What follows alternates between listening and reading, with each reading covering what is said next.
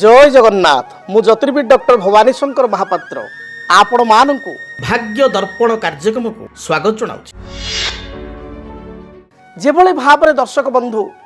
आमर द्वादश गोटी राशि रही अर्थात मेष वृष मिथुन कर्कट सिंह कन्या तुला बिछा धनु मकर कुंभ मीन 12 गोटी आमर राशि रही द्वादश राशि से भली आपनको जातक द्वादश लग्न मध्य रही। प्रथम लग्न होची मेष लग्न एवं लग्नटी किपरि निरूपित होता है राशि किपरि निरूपित होता है लग्न किपरि निरूपित होता है। राशि अर्थ होची चंद्रमा आधार रे आपण जो दिन जन्म ग्रहण करथिले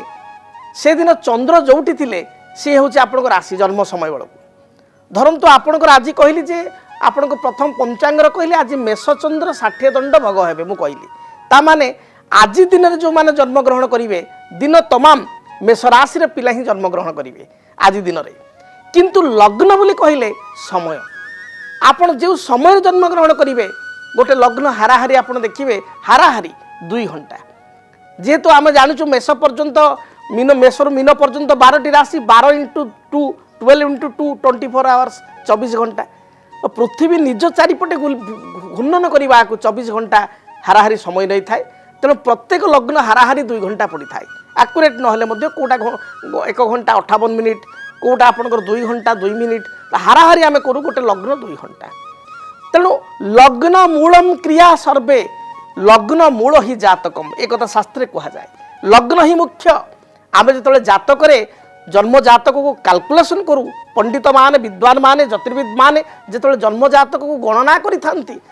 लग्न आधार करते कह जाए लग्न मूलम क्रिया सर्वे लग्न मूल ही जातकम लग्न हूँ मुख्य तेणु मेष लग्न जो माने मेष लग्न जन्म ग्रहण कर सबुठारु शुभ ग्रह होचंती किए ना रवि आपणकर पंचमाधिपति हिसाब रे रवि भाग्याधिपति हिसाब रे बृहस्पति रवि बृहस्पति लग्नपति होचंती मंगल अष्टमपति मंगल लग्न बोली कहले शरीर लग्न बोली कहले आपणकर परिवेश लग्न बोली कहले आपणकर स्वास्थ्य आपणकर बौद्धिक स्थिति मानसिक स्थिति ओवरऑल आपण निजे होचंती लग्न तो लग्न मूलम आपण निजे तेणु लग्न मेष लग्न पाई सबुठारु भल ग्रह होचंती के ना रवि जे पंचमेश उच्च विद्या संतान प्रतिपत्ति ईश्वरंकर कृपा आपणकर क्षमता या दर्शाउथिबा ग्रह रवि रवि होचंती प्रथम जगकारक ग्रह मेष लग्न पाई द्वितीय रे किए ना द्वितीय होचंती लग्नपति होचंती मंगल अष्टमपति मंगल तेणु मंगल मध्य जगकारक मेष लग्न पाई तृतीय रे किए ना बृहस्पति भाग्याधिपति यद्यपि से द्वादश अधिपति व्यय अधिपति हेले मध्य भाग्यपति ग्रह को व्ययपतिर दोष लगी न थाए महर्षि पराशर कहते बराहमीय मध्य कहते तेणु बृहस्पति भाग्यर अधिपति होइतिबारु भाग्य भाग्य हूँ भोग तेणु केमिति भाग्य पाइबे एवं आपण जीवन में केमिति आपण भोग करेंगे ता डिपेंड करे भाग्याधिपति उपरे गुरु विदेश यात्रा ओवरऑल कर्म आर्थिक स्थिति व्यावसायिक स्थिति उन्नति सबकिछि डिपेंड करे भाग्य उपरे कारण भाग्यर ही भोग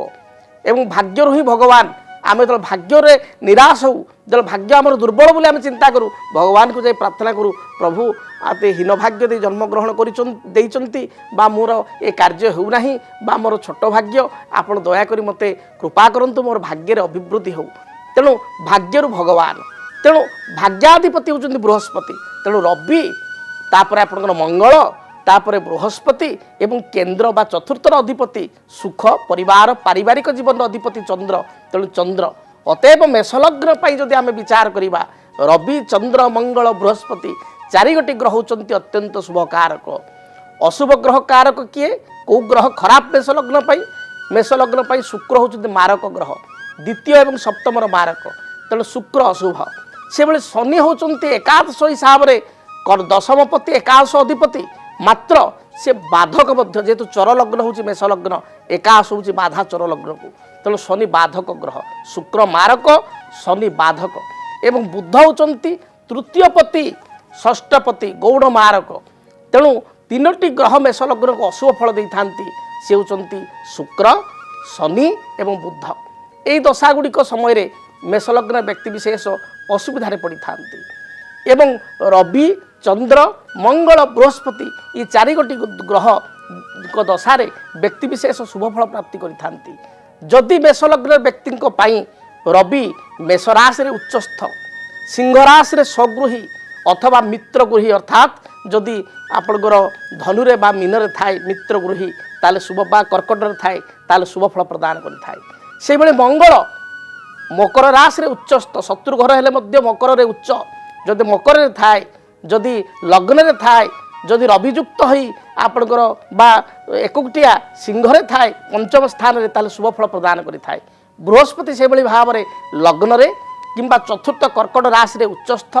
ପଞ୍ଚମ ସ୍ଥାନ ସିଂହରେ ବା ଭାଗ୍ୟ ସ୍ଥାନ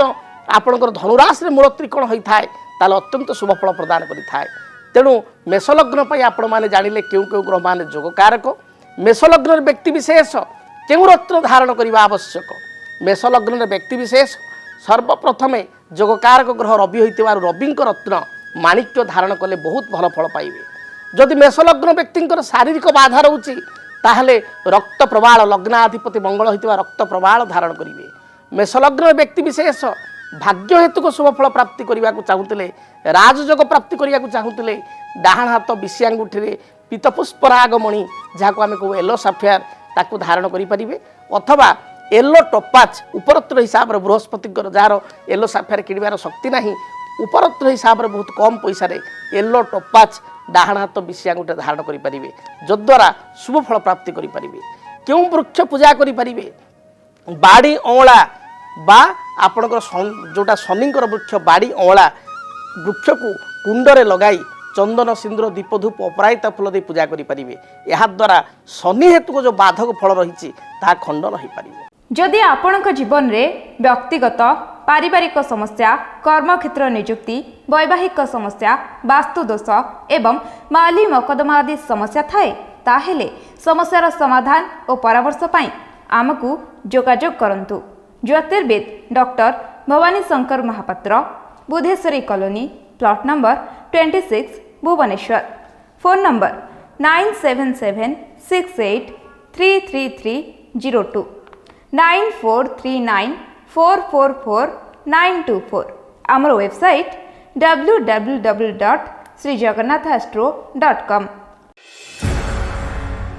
କେମିତି କଟିବ 2026 ମସିହାରେ ଆପଣଙ୍କ ଭାଗ୍ୟ?